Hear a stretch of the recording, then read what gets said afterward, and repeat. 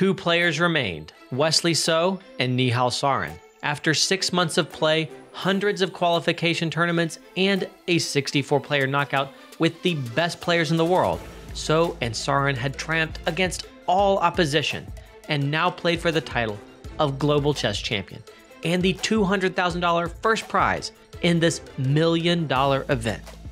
So kicked things off with White, setting the tone with an amazing game, maybe his best game of the event. Nihal selected the solid Petrov defense, and the opening position was symmetrical and only very slightly better for White, but So showed superior command of the resulting position. Wow, I do not like that at what is the long-term plan here? No, he's starting to slide off the ledge a little bit here. Right, now, what exactly is wrong here? 22a4 was a sophisticated move that impressed the commentators and oddly prepared, swinging the knight to h4 and on to f5. With a powerful knight and h-pawn and kingside pressure developing, So let Nihal devour his pawns on the queenside, but his attack was overwhelming. So closed things out with 30 knight g6 and 32 rook takes e7. Both moves that received the brilliant annotation and shortly forced resignation in a game that So played with an accuracy of 97.9 according to Game Review. Game 2 was a tone setter as So got a great position with black and could have pressed, but he accepted Nihal's proffered draw. With a 1-game lead, So would not be opposed to splitting a point. Yeah, I could totally see him squeezing out a win in this kind of endgame. Like, this type of position is a nightmare to have against Wesley. Okay, rook dc1 has been played and accompanied with a draw for which Wesley has accepted. Wow. That's an interesting decision.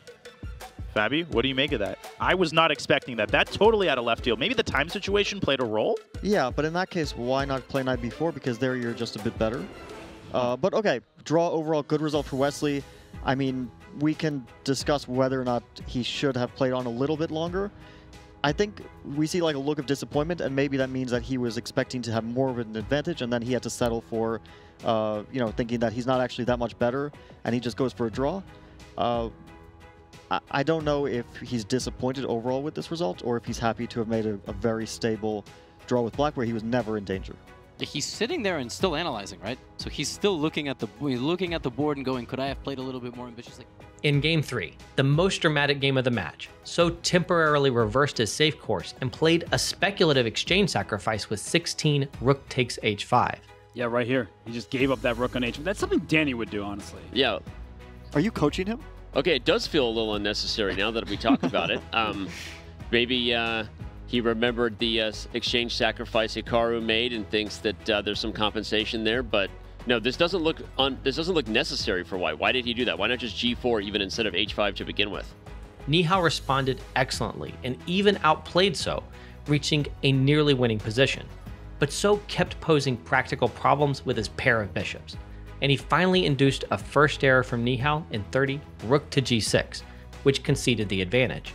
Rook g6, allowing queen h8. Wesley plays that quickly. And if king goes to e7, I'm already looking at bishop takes e5. You're getting after that king. This bishop can come to d3 at some point to attack the rook.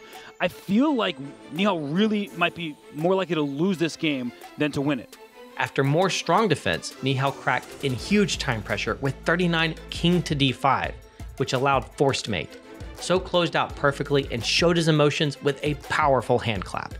What was that move? Oh my god, I think Nihal's playing for a win, but he's really playing for a loss here. And Wesley down to 15 seconds himself. He was bishop f5. He cuts this king off b4, and bishop c5 would be checkmate. But now b4 en passant. Don't forget about that rule. So it's queen h6.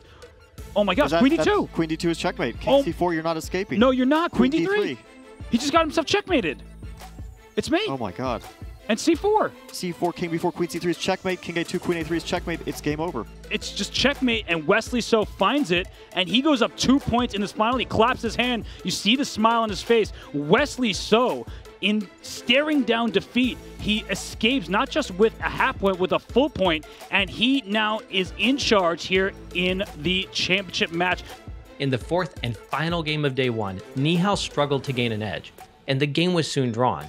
In the interview afterwards, So said the quiet part out loud. With a 2-game lead, his best strategy on day 2 was to play solidly and make draws. Yeah, the score 1.5 out of 4. Yeah, try to make as many draws. Nihal opened day 2 with a good effort with the black pieces. He got play and even got an advantage, but So was just too solid, and he liquidated the pressure confidently in the endgame. Famously, the bishop and the h-pawn do not win because the bishop is not on the right colored square, that would we say. If it was a light squared bishop, of course, that would win, but yeah, we just see a complete trade and king against king, fighting to the bare kings and a draw. And a draw is in the books. That is good news for Wesley So as he tries to make fetch happen and fetch $200,000 first place prize. We see him walking off the board, the computer there, and now he's going to go to the player area where he is going to take a deep breath as he leads now 3.5 to 1 now, Fabi. Then Nihal returned to a fond memory in Game 6, as he played the rare 3 bishop to f4 that he had used to win a brilliancy against Anish Giri in their match. Are we going to get the move 3 knight c3? No, we're going to get a repeat of the move he played against Anish bishop f4 on the board. Do you think Wesley prepared for that? Yeah, he did. I mean, they're repeating it. And they're repeating. Oh, look how quickly he took with the queen. That was a statement move. That was a statement move. And if we just... I'm just going to very, very quickly show off to the move knight d2. This is the move that has been played many, many times. That's not on the board right now. The queen took and then went straight back, and Wesley's like, thanks, man. I'm up a pawn after 8 moves. Yeah. So had naturally reviewed that game closely, and he came prepared. He claimed an advantage with black. Still, Nihal could be happy that the position was complex, with attacking prospects, and anything could happen, exactly what he needed. Fabiano Caruana predicted that chaos was likely, and Nihal should find some winning chances as the game developed. Even though it's a trade of pieces, there are still a lot of pieces on the board and attacking potential, and I'll make a slight prediction, not on the result of the game, but I feel like at some point in this game, Nihal will get winning chances. Whether that means some sort of advantage or even like a winning advantage, I think that will happen because it feels like a position, especially low on time, where it's easy to lose control. Caruana's prediction seemed sound, but So shut down every attempt by Nihal, defending with deft king-dodging maneuvers, including 24 king g7, 26 king h8, and then 29 king g8.